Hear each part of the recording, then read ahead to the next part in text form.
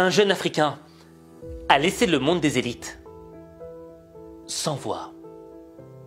Il s'avère même que il les fait trembler de peur. Et tu vas comprendre pourquoi dans cette vidéo. En général, les gens qui n'ont jamais mis un pied en Afrique ont une vision de l'Africain qui est double. La première vision, c'est le roi lion. Les gens pensent, certains pensent, et je t'assure que c'est vrai, que les Africains, tous les Africains, vivent dans la savane et qui voient des lions, des gazelles, que le matin, quand le gars ouvre sa fenêtre, il y a une girafe qui peut rentrer sa tête. Bref, une vision Disney. La deuxième vision que les gens ont de l'Africain, c'est le pauvre petit Africain qui a faim, qui vit dans un pays qui n'est pas développé, qui vit dans un pays sans potentiel, où rien n'est possible. Mais moi, la vision que j'ai de l'Africain, c'est celle qui est illustrée par ce jeune homme. Je suis passionné des engins sportifs. Donc, ce sont des modèles qui me plaisent beaucoup. Mais défaut de moyens, je ne peux pas me le procurer. Donc, je me suis dit, je peux le construire. Et je me suis lancé dans la construction.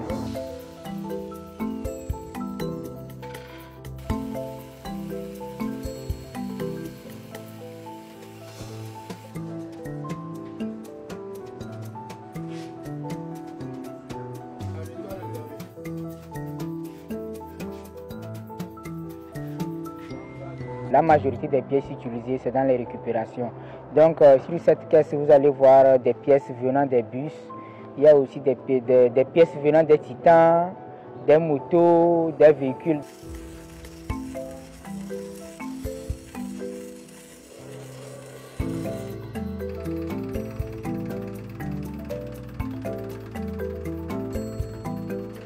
Moi, j'ai eu mon bac A4 en 2016.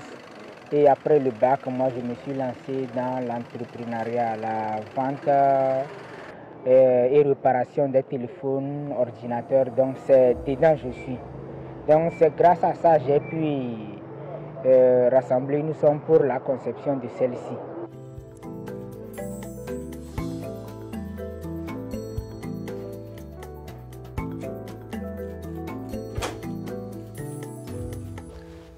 Quand je vois ce jeune homme qui me rend fier, je prends conscience qu'il existe deux types de personnes dans ce monde. Le premier type de personnes, c'est les gens qui attendent qu'on leur donne, qui tendent la main, mendient constamment pour qu'on leur donne quelque chose. Et ça me fait penser à Gad Elmaleh, qui avait raconté une putain d'histoire qui, moi, m'avait laissé sans voix. Il y a un mec à Casa hier qui est venu me voir. Il m'a dit, Gad, je suis un grand fan de toi. Vraiment, c'est génial. Je te suis depuis longtemps. Maintenant, tu fais des tournées aux États-Unis. On est fiers de toi. Je veux te demander une chose que je ne demanderai jamais à personne. Et j'ai rencontré des gens connus dans ma vie, Zama. Mais avec les autres, je ne demanderai jamais. Mais toi, Zama, je sais que je peux te demander. Je sais que tu es Zama Woudliblad ou Adab. Je lui ai dit, vas-y. Il m'a dit, s'il te plaît, achète-moi une voiture.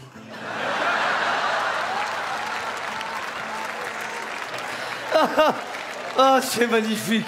Écoute-moi, je te jure, je lui dis, assieds-toi, je veux te connaître.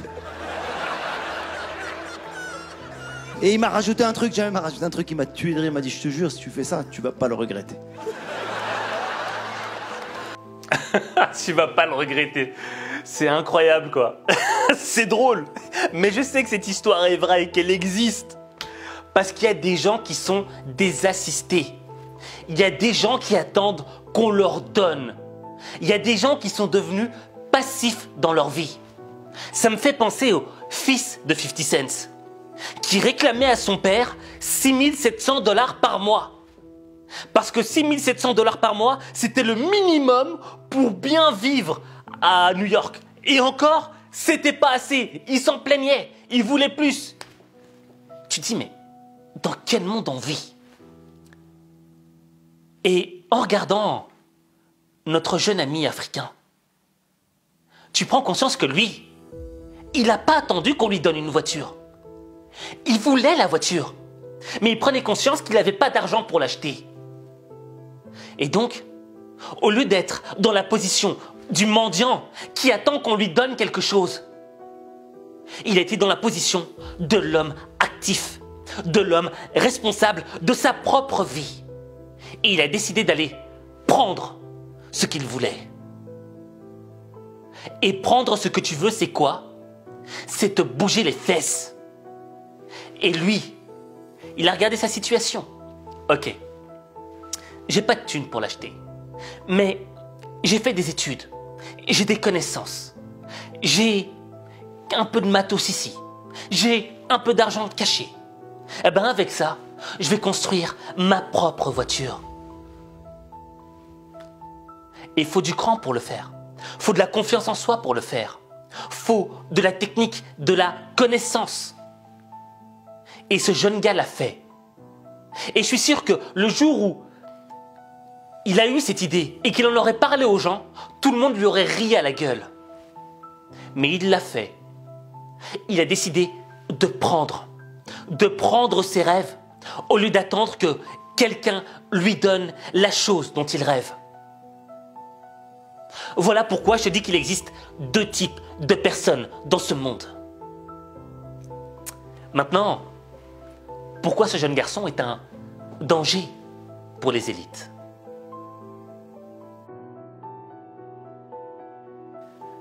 Selon l'ONU, d'ici 30 ans, la démographie de l'Afrique subsaharienne va partir crescendo en augmentant.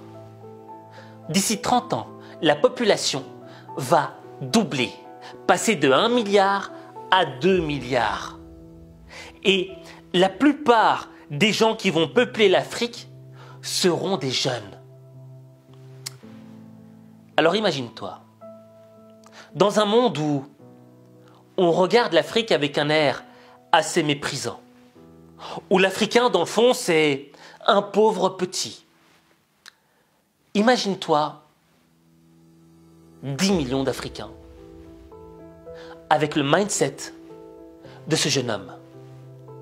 Le mindset du gars qui n'attend pas qu'on lui donne quelque chose, mais qui va prendre ce qu'il veut, qui va prendre le pouvoir pour sa vie. Ça fait trembler les élites. Ça fait peur. Et au fait, la relation Afrique-Chine, Afrique-Europe, Afrique-États-Unis change de paradigme. Parce que lorsque ces grands pays, ces pays d'industrie venaient en Afrique, on ne va pas dire qu'ils venaient comme des colonisateurs. Je parle de notre époque actuelle. Non, mais ils viennent un peu avec... on va prendre vos ressources, on va les utiliser à notre profit. Mais si tu as des gens comme ce jeune gars-là, qui savent prendre le pouvoir et qui n'attendent pas que les autres fassent à leur place, ça change le rapport de pouvoir. Et on en arrive un petit peu à la vision du président du Ghana. Comment l'impliquer dans le développement du continent? Une fois que nous aurons changé le récit sur l'Afrique et que nous pourrons le faire que par nous-mêmes, nous devrons nous éloigner de l'idée qu'il y a quelque part un Père Noël qui viendra pour développer notre continent à notre place. Il n'y a pas de Père Noël. Il n'y a que nous qui pouvons le faire, développer notre continent.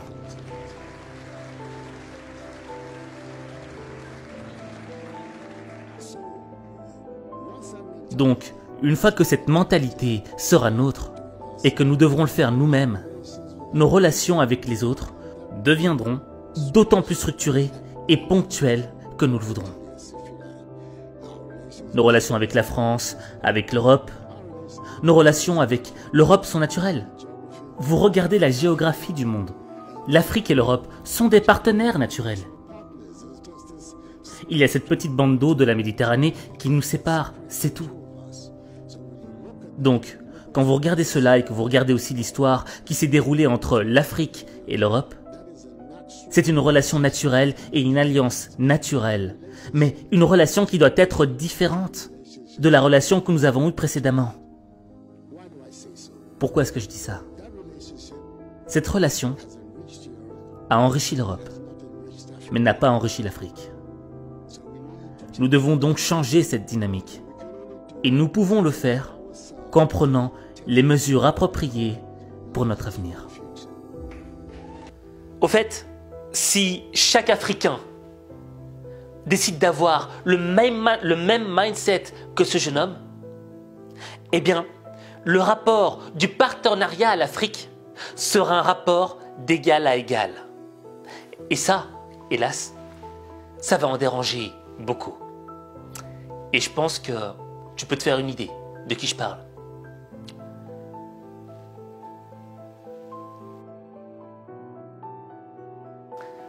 Maintenant, que tu sois africain, européen, asiatique, américain, arabe, ce que tu veux. Ce qui compte, c'est pas l'endroit d'où tu viens. Ce qui compte, c'est le mindset que tu vas développer dans ton esprit.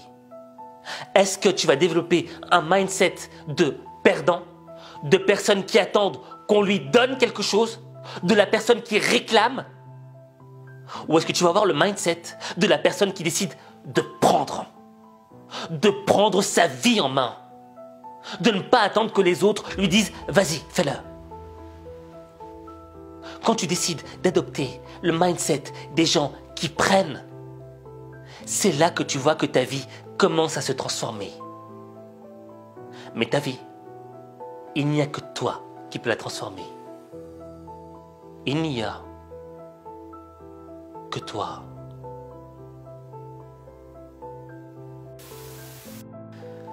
Exercice. Je veux que tu écrives en commentaire « Je prends ma vie en main ». Je répète, je prends ma vie en main. En écrivant cette phrase-là, tu l'auras compris.